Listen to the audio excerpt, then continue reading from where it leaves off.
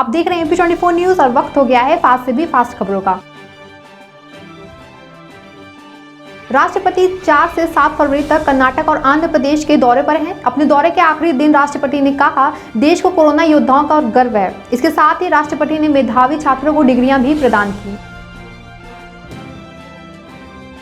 विदेश मंत्री ने कहा, भारत निर्मित कोविड-19 वैक्सीन अफगानिस्तान पहुंचा दी गई है। भारत हमेशा अपने मित्रों के साथ खड़ा रहता है।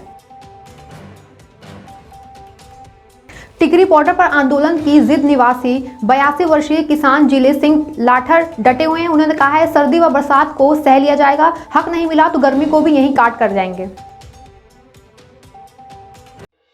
कृषि कानून आंदोलन के दौरान अलग अलग स्थानों पर 2 किसानों की मौत हो गई है। गणतंत्र दिवस की ट्रैक्टर परेड के दौरान दिल्ली में बवाल होने के बाद संयुक्त किसान मोर्चा ने बड़ा फैसला लिया है। संयुक्त किसान मोर्चा ने रूट बदलने वाले 2 संगठनों को निलंबित कर दिया है और उनके खिलाफ जांच के लिए कमेटी भी बनाई गई है।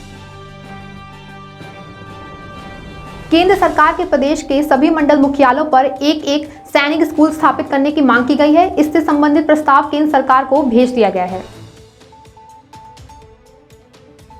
न्यायाधीश MR शाह ने शनिवार को उच्च न्यायालय के हीरक जयंती समारोह के प्रधानमंत्री की प्रशंसा की। न्यायमूर्ति शाह ने कहा, मुझे गुजरात उच्च न्यायालय के हीरक जयंती समारोह में हमारे सबसे लोकप्रिय जीवंत और दूरदर्शी नेता मुख्यमंत्री नरेंद्र मोदी की उपस्थिति में भाग लेकर गौरव का अनुभव हो रहा है। दिल्ली के मुख्यमंत्री ने स्विच दिल्ली अभियान लॉन्च किया है। इस अभियान के तहत सरकार 2 पहिया, 3 पहिया और 4 पहिया समेत सभी रेस के इलेक्ट्रॉनिक वाहन खरीदने पर 1.50 लाख रुपए तक की सब्सिडी देगी। दिल्ली के हरिकेश नगर मेट्रो स्टेशन के संजय कॉलोनी में देर रात आग लग गई, जिसमें 20 से अधिक झोपड़ियां जलकर खाक हो गईं। 27 दमकल की गाड़ियों की मदद से आग पर काबू पाया गया। मुख्यमंत्री योगी आदित्यनाथ रविवार को 1 दिवसीय दौरे पर अयोध्या पहुंच गए हैं। पूरे अयोध्या को उभेद्य किले में तब्दील कर दिया गया है। मुख्यमंत्री के आने पर पहली बार इस तरह की सुरक्षा व्यवस्था दिख रही है। भक्तों को मुख्यमंत्री के आने से आधा घंटा पहले दर्शन से रोक दिया गया है। काकोरी क्षेत्र में एक निजी अस्पताल में नर्स को बहाने से अपने घर ले जाकर दुष्कर्म करने के आरोपी उसी अस्पताल के डॉक्टर धीरेश कुमार निवासी संडीला को पुलिस ने गिरफ्तार कर जेल भेज दिया है। कानपुर यूनिट ने कछुओं की तस्करी करने वाले अंतर्राष्ट्रीय गिरोह के 2 सदस्यों को रामादेवी फ्लाईओवर के कंटेनर के साथ गिरफ्तार किया। कंटेनर में 1300 जिंदा कछुए बरामद हुए, जो इटावा से कोलकाता ले जा रहे थे। भदोही जिले में एक सरसों के खेत में रविवार की सुबह इलेक्ट्रॉनिक दुकानदार का शव मिलने से सनसनी फैल गई, जिसके बाद इसे हत्या की आशंका जताई जा रही है। मृतक के पुत्र के अनुसार पिता की तलाश सुबह से ही की जा रही थी। लोगों को शुद्ध प्रसाद मिले, इसके लिए यूपी शासन की ओर से भोंग योजना की शुरुआत की गई है, जिसके तहत शहर में उझानी रोड स्थित बालाजी दरबार और नगला मंदिर का चयन किया गया है। मध्य मार्च से दिल्ली मेरठ एक्सप्रेस वे को आम यात्रियों के लिए खोलने की तैयारी है। एक्सप्रेस वे पर चलने वाले यात्रियों को दूरी के हिसाब से टोल अदा करना होगा। प्रति किलोमीटर करीब 1.65 से 2 रुपए किलोमीटर के हिसाब से चार्ज देना पड़ेगा।